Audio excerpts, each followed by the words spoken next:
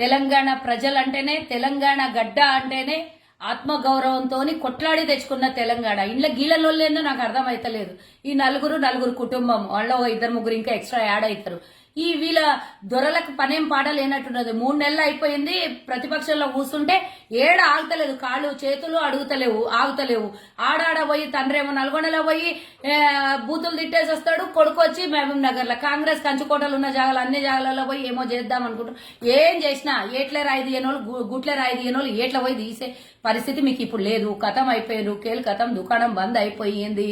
ఈ రోజు నేను చెప్తున్నా, నిన్న మహబూబ్ నగర్ లో మాట్లాడిన చాలా అడ్డిమారు గుడ్డి దెబ్బతో గెలిచిన కాంగ్రెస్ పార్టీ ఏదో దారిలో ఇట్లా పోతుంటే గెలిపించుకున్నారట. గెలిపించుకోనికి నీలాగా నిన్న వచ్చిన పార్టీ కాదు, 138 ఏళ్ల చరిత్ర ఉన్న పార్టీ.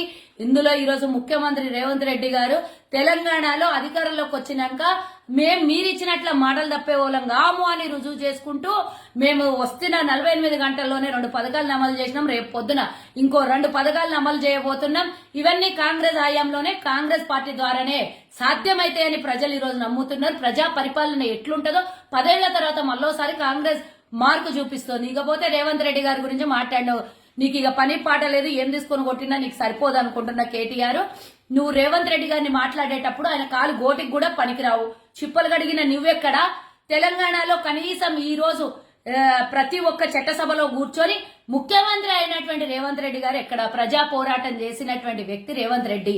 అన్నిటికన్నా ముఖ్యం, ఏ ప్రభుత్వంలో కూడా మంత్రి పదవుల్ని అవి ఇవి ఆశపడి పోలేడు.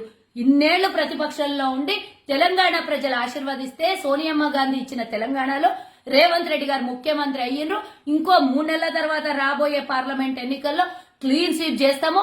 మీరు ఇక పూర్తిగా ఇప్పుడున్న కాస్తో కూస్తో అది కూడా పోతుంది. ఇజ్జత్ మిగుల్చుకోండి, ఇజ్జత్ బచాయించుకోండి అంటున్న కేటీఆర్ కి కొంచెం ఆడ ఈడ ఏమన్నా మిగిలిందంటే ఏదన్నా అబద్దాలు చెప్పి మాటలు ఇచ్చేటటువంటి మీ కార్యకర్తల్ని కూడా మోసం చేస్తున్న మీకు నేను సమాధానం చెప్తున్నా. ఇంకోసారి మా జోలికి, మా పార్టీ జోలికి, మా ముఖ్యమంత్రి జోలికి వస్తే ఇక మీరు ఆ జిల్లాల నుంచి బయటికి వెళ్లారు.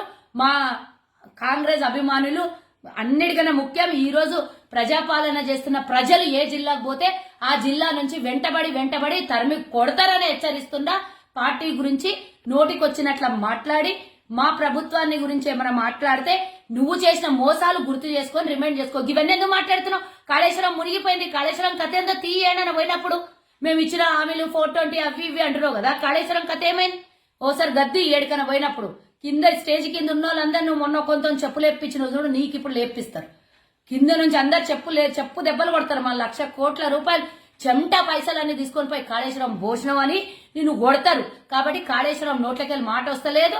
కాంగ్రెస్ గురించి మాట్లాడే హక్కు, నైతిక విలువ నీకు, నీ కుటుంబానికి, నీ పార్టీకి లేదు అని హెచ్చరిస్తున్నా. మరోసారి ఏనన్నా మాట్లాడేటప్పుడు కేవలం నీవెట్లా రేపు పొద్దున ఎన్నికలలో పోటీ చేయబోతున్నావు అదే నీ కార్యకర్తలకు ఉపోద్ఘాతం చేయి తప్పించి పార్టీ గురించి, మా ప్రభుత్వం గురించి మాట్లాడితే అంటే నాలుక నోరు అన్ని జాగ్రత్త అని చెప్తున్నా.